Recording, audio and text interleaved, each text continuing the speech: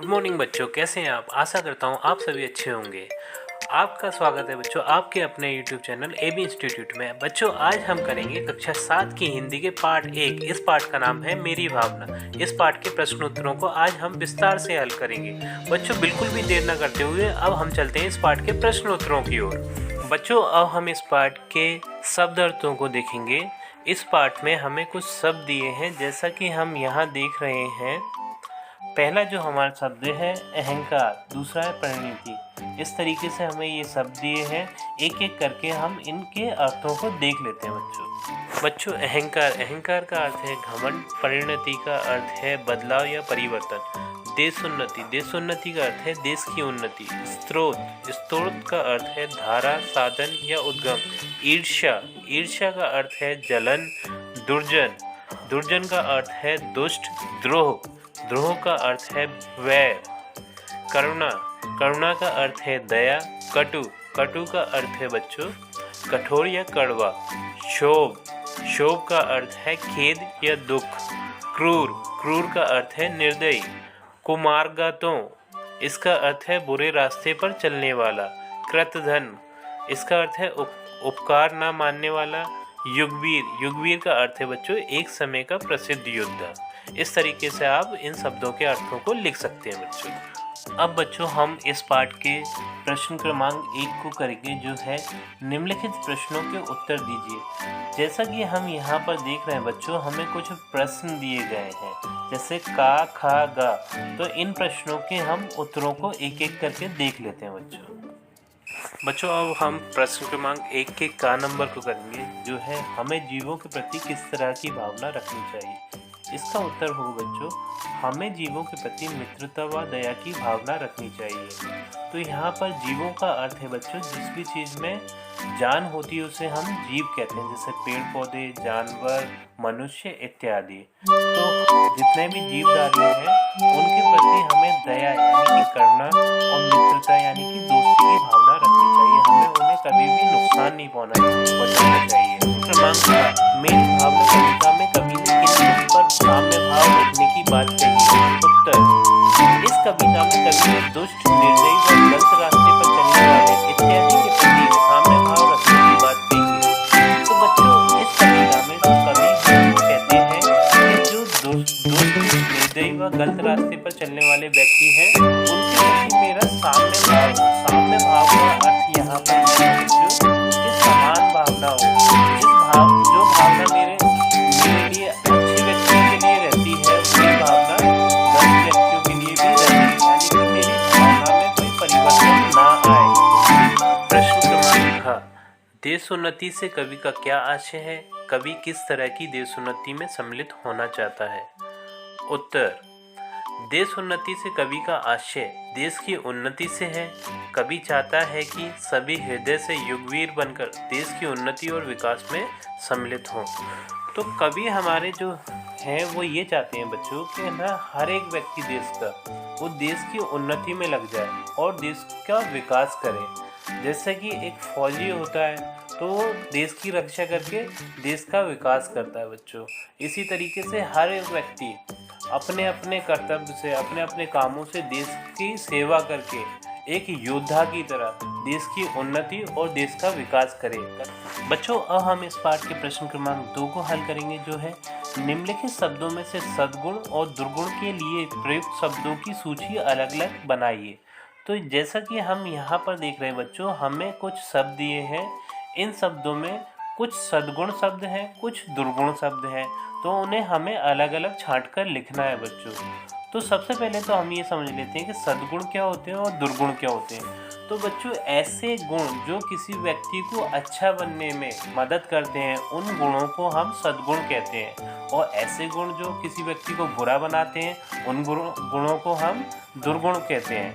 तो अब हम देख लेते हैं बच्चों इन शब्दों में से कौन से सद्गुण शब्द हैं और कौन से दुर्गुण शब्द हैं। प्रश्न क्रमांक 2, सद्गुण शब्द उपकार, प्रेम। तो यहाँ पर बच्चों उपकार और प्रेम सद्गुण शब्द हैं। अब देख लेते हैं हम बच्चों दुर्गुण शब्दों को। दुर्गुण शब्द अहंकार, क्रोध, ईर्ष्या, क्रूर, मोह इत्यादि ये सभी दुर्गुण शब्द हैं। तो यहाँ से बच्चों आप प्रश्न क्रमांक 2 को हल कर सकते हैं। बच्चों अब हम इस पाठ के प्रश्न क्रमांक 3 को हल करेंगे, जो है निम्नलिखित भाव जिस पंक्ति में आए हों उन पंक्तियों को लिखिए और सुनाइए।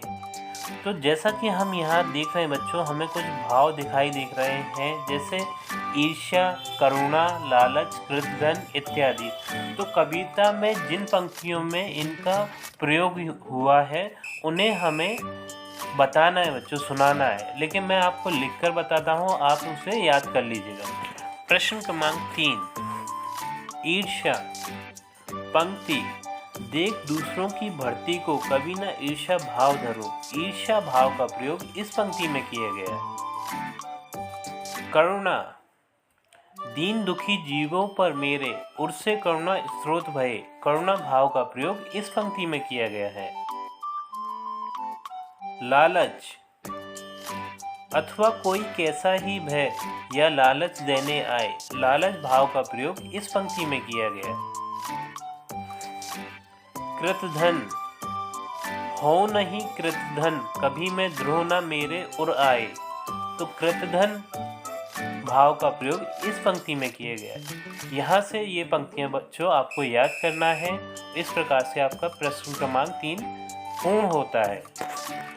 बच्चों अब हम इस पाठ के भाषा अध्ययन के प्रश्न क्रमांक 1 को हल करेंगे, जो है निम्नलिखित अशुद्ध शब्दों की वर्तनी शुद्ध करके लिखिए। तो यहाँ पर हम देख रहे हैं हमें कुछ अशुद्ध शब्द दिए हैं। अशुद्ध शब्दों का अर्थ यहाँ ये है बच्चों, इन शब्दों के वर्तनी में कुछ ना कुछ गलती है बच्चों, मिस्टेक है। यानी कोई मात्रा गलत चढ़ी हुई है या फिर कोई शब्द गलत लगा हुआ है, वर्तनी में कुछ ना कुछ गलती है, उसे हमें क्या करना है बच्चों, शुद्ध करके लिखना है। तो मैं एक एक करके आपको शुद्ध शब्द बता देता हूँ बच्चों कि आप कैसे शुद्ध करके इन शब्दों को लिखेंगे। बच्चों मैंने यहाँ पर आपके लिए शुद्ध शब्द करके लिख दिए हैं। आप यहाँ से देखकर लिख सकते हैं इन शब्दों को, जैसा कि आप स्क्रीन पर देख रहे हैं। बच्चों अब हम इस पाठ के भाषा अध्ययन के प्रश्न क्रमांक 2 को हल करेंगे, जो है निम्नलिखित शब्दों का अर्थ लिखकर अंतर स्पष्ट कीजिए। जैसा कि हम यहाँ पर देख रहे हैं बच्चों, हमें कुछ शब्द दिए हैं, वो बोलने में बिल्कुल एक जैसे लगते हैं, जैसे भाव, भव, रात, रथ, बेर, बैर, बेर, ग्रह, ग्रह। बोलने में एक जैसे लगते हैं लेकिन उनके अर्थ दोनों के अलग अलग हैं। हम एक एक करके इनके अर्थों को देखेंगे और फिर इनमें अंतर स्पष्ट करेंगे बच्चों। चलो अब हम चलते हैं इनके अर्थों और अंतर की ओर। प्रश्न क्रमांक 2, भाव, अर्थ, मूल्य, भव, अर्थ, संसार, अंतर। भाव का अर्थ होता है किसी वस्तु का मूल्य, जबकि भव का अर्थ संसार होता है। रात, अर्थ रात्रि, रत, अर्थ लगा हुआ, अंतर। रात का प्रयोग रात्रि के समय के लिए किया जाता है, जबकि रत का अर्थ होता है किसी कार्य में लगा हुआ। बैर, अर्थ द्वेष या दुश्मनी, बेर, एक फल, अंतर। बैर शब्द का प्रयोग दुश्मनी के लिए किया जाता है, जबकि बेर एक खाद्य फल है। ग्रह, निवास स्थान या घर, ग्रह एक आकाशीय पिंड, अंतर। ग्रह का अर्थ घर से है, जबकि ग्रह का प्रयोग विशालकाय आकाशीय पिंडों जैसे पृथ्वी, शनि, बृहस्पति इत्यादि के लिए किया जाता है। इस प्रकार से बच्चों आप इस प्रश्न को हल कर सकते हैं। प्यारे बच्चों अब हम इस पाठ के प्रश्न क्रमांक 3 को हल करेंगे, जो है वर्ग पहेली में नीचे दिए गए शब्दों के विलोम शब्द छांट कर लिखिए। जैसा कि हम यहाँ पर देख रहे हैं बच्चों, हमें कुछ शब्द दिए हैं और उसके नीचे हमें एक वर्ग पहेली दी है, ये वर्ग पहेली दी है। तो इन शब्दों का बच्चों हमें इस वर्ग पहेली में से इनके विलोम शब्दों को छांटकर लिखना है बच्चों। जैसा कि हम देख पा रहे हैं बच्चों, जो पहला हमारा शब्द है वो है उपकार। उपकार का हम विलोम शब्द इस वर्ग पहेली में ढूंढेंगे बच्चों, वो है अपकार। ये यहाँ पर दिया है बच्चों, यहाँ पर आप लिख सकते हैं इसे अपकार। दूसरा जो शब्द है हमारा वो है कुमार्ग। बच्चों दूसरा हमारा शब्द है कुमार्ग, उसे हम इस वर्ग पहेली में ढूंढेंगे बच्चों, वो कहाँ है कुमार्ग का विलोम शब्द। ये देखो आप यहाँ पर देख सकते हैं बच्चों, सुमार्ग, ये यहाँ पर दिया है, इस जगह पर सुमार्ग दिया है। ठीक है बच्चों। अगला जो शब्द है हमारा वो है कृतधन। कृतधन का हम इस वर्ग पहेली में देखेंगे विलोम, तो वो होगा कृतज्ञ। ये इस जगह पर दिया है बच्चों, ये कृतज्ञ, यहाँ से आप लिख सकते हैं बच्चों। अगला जो हमारा है वो है जीवन। जीवन का होगा बच्चों मृत्यु। मृत्यु कहाँ है वर्ग पहेली में, इस जगह पर दिया है बच्चों, ये यहाँ पर मृत्यु दिया है। अगला है अन्याय। अन्याय का हमारा होगा न्याय। न्याय अपना वर्ग पहेली में दिया है बच्चों, यहाँ पर इस जगह पर दिया है। ठीक है। और जो लास्ट है वो है बच्चों दुख। ये दुख लिखा है, दुख का होगा बच्चों सुख। सुख कहाँ दिया है बच्चों, इस वर्ग पहेली में ढूंढिएगा जरा। तो मैं बताता हूँ आपको कहाँ दिया है। ये देखिए, ये लिखा हुआ है सुख। तो यहाँ से देखकर आप इस वर्ग पहेली में से इन शब्दों के विलोम छांटकर लिख सकते हैं बच्चों। अब मैं आपको इसे लिखकर भी बता देता हूँ। आप प्रश्न क्रमांक 3 के उत्तर को यहाँ से भी देखकर लिख सकते हैं। जैसे पहला हमारा जो शब्द है वो है उपकार। उपकार का विलोम होगा अपकार।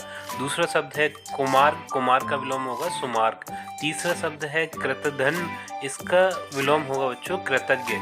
चौथा शब्द है जीवन। जीवन का विलोम होगा मृत्यु। पांचवा शब्द है अन्याय। अन्याय का विलोम होगा बच्चों न्याय। छठा शब्द है दुख। दुख का विलोम होगा बच्चों सुख। यहाँ से देखकर आप इस प्रश्न को भी हल कर सकते हैं बच्चों। अब हम इस पाठ के प्रश्न क्रमांक 4 को हल करेंगे, जो कि इस पाठ का अंतिम प्रश्न भी है। तो ये प्रश्न क्रमांक 4 कहता है बच्चों, नीचे लिखे शब्दों को ध्यान से पढ़िए और जिन वर्णों की आवृत्ति हुई है उसे लिखिए। जैसे, तो यहाँ पर हम देख सकते हैं हमें 2 शब्द दिए हैं। एक शब्द है बच्चों हमारा सरल और दूसरा शब्द है सत्य। तो दोनों ही शब्दों में हमें सा और सा वर्ण की आवृत्ति मिलती है। तो हमारा जो उत्तर हो जाएगा इसमें बच्चों वो हो जाएगा सा। तो इसी प्रकार से हमें जो और भी शब्द हैं बच्चों दिए हैं, जैसे क्रूर और कुमार, तो इसमें भी हमारे का वर्ण की आवृत्ति हुई है बच्चों, का वर्ग की वर्ण की, तो उसे हम यहाँ पर इस खाली स्थान में लिख देंगे बच्चों। इसी तरीके से और भी शब्द लिखेंगे बच्चों। पहले वाले का उत्तर हो जाएगा बच्चों का। दूसरा है गुण और ग्रहण, इसमें गा वर्ण की आवृत्ति हुई है, तो इसका उत्तर हो जाएगा गा। तीसरा है दीन और दुखी, इसमें दा वर्ण की आवृत्ति हुई है, इसका उत्तर हो जाएगा बच्चों दा। चौथा है रथ रहा, इसमें रा वर्ण की आवृत्ति हुई है, इसका उत्तर हो जाएगा बच्चों रहा। तो इस प्रकार से आप इस प्रश्न क्रमांक 4 के उत्तर को हल कर सकते हैं बच्चों।